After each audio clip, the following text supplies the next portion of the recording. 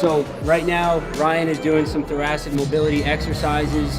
What this is going to help him with in terms of pitching is creating more hip and shoulder separation, which will eventually lead to velocity and creating more movement on his pitches. So right now he's performing the exercise. Nice and slow, eyes are following the hand, and he's trying to get this upper part of his back touching the floor while his knee is putting pressure on that foam roller.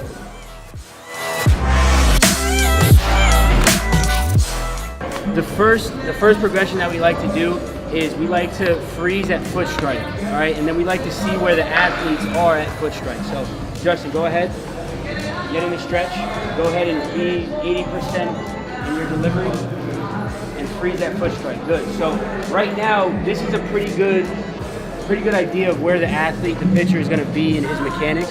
So we're looking at a couple different things, okay? We're looking at this back leg, we're looking at the angle of his back leg, and we're looking at where he is in relation to the mound. We don't want his weight drifting down the mound. We want him to use this height, okay? We want him to use this height and this slope down the mound, okay? So you can see here that Justin's nice and relaxed. He's got a good front side, okay? And he's going to go ahead and throw from this position. And before you throw the ball, I want you to just go very slow, and I want you to look at his hand and his knee. Okay, so now go really slow, don't throw the ball, okay? Go ahead. Okay, so now what happened right there, okay, very small movement, but a very important movement, okay? So we're talking about hip and shoulder separation, so let's fire those hips a little bit more, all right? So get that separation, good. So now his hips are starting to face home plate, and he's trying to keep this upper body back as long as he can. Ultimately, that's going to lead to velocity, and he's going to be able to create more torque in his pitch, okay? So whether he's throwing a two-seam or a change-up, he's going to be able to get more sink and run with the more hip and shoulder separation he can create. So go ahead and get back to that power position.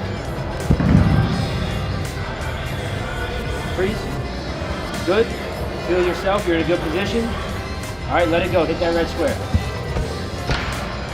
Okay, you're in a good position right here. All right, can we create a little bit more torque with our upper body? Good, exactly. Okay, so if you can see this angle right here from this side, you're gonna see that his head is behind his shoulder and his shoulder's in line with his knee and his foot. Okay, what we don't want is athletes to be here. Okay, when you get here, now we already committed to home plate. We want more torque. We want to keep everything back. Okay, so essentially stay in the position that you're in, okay, nice and relaxed. Okay, let's start from the top. Set. Please. Good. Adjust yourself a little bit. Good. Now go ahead, pick up the target and let it go.